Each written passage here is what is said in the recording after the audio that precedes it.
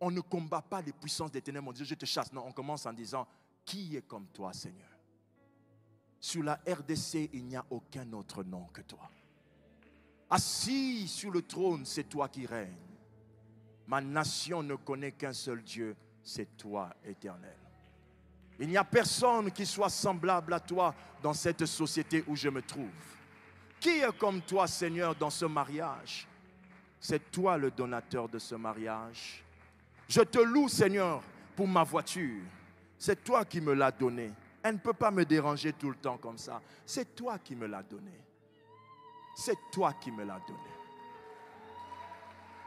La deuxième chose que vous devez faire, après avoir proclamé la victoire de Christ, vous devez, deuxièmement, proclamer l'ordonnance du règne de Dieu. Proclamer l'ordonnance du règne de Dieu. Cela veut dire quoi? Proclamer l'ordonnance du règne de Dieu, c'est faire un combat spirituel où vous mettez Dieu en avant. Du genre, Père, écrase mes adversaires, détruis les puissances qui s'opposent à ma destinée. Lève-toi car mes ennemis m'entourent et marche sur mes adversaires. Tout ce que tu dis, mets Dieu en avant. Si tu fais comme ça, tu ne mourras pas.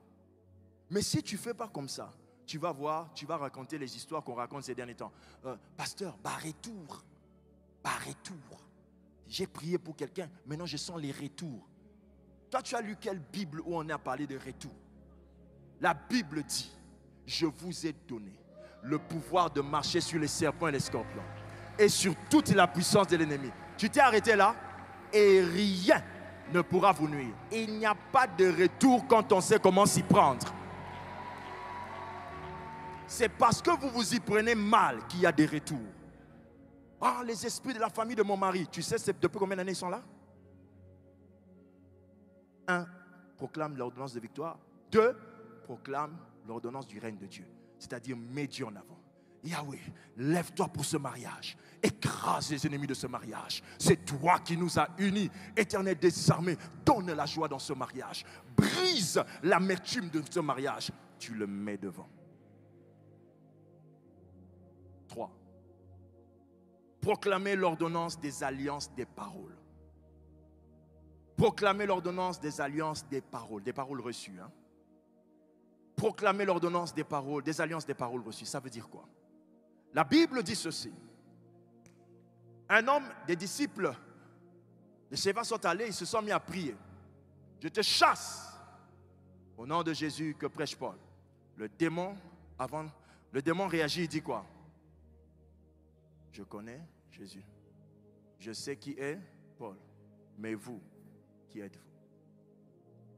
Les démons connaissent la généalogie spirituelle des gens. C'est pourquoi vous voyez que Jésus entre sur terre dès Matthieu, dès Marc avec une généalogie écrite. Afin de vous expliquer qu'il a le droit d'être sauveur. Parce qu'il est issu d'une généalogie qui a reçu des alliances. Et les alliances, en dehors du fait que Dieu peut vous parler à vous-même, ça c'est un autre niveau.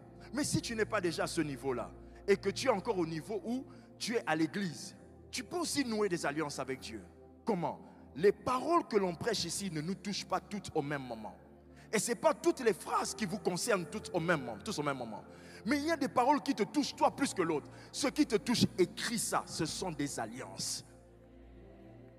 Lorsque Agar quitte Sarah et qu'elle part dans le désert, la faim les attaque. Elle est sur le point de mourir. Elle laisse Ismaël. Elle se retourne quelque part. Elle pleure et sait qu'elle va mourir. La Bible ne dit pas l'Éternel entendit la voix d'Agar. Mais l'Éternel entendit la voix de l'enfant. Cet enfant, c'était l'enfant de qui? D'Abraham.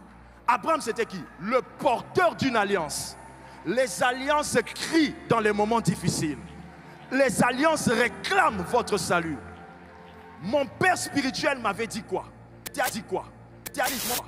Tu as dit quoi? C'est déjà une alliance. Chacun à son niveau doit savoir comment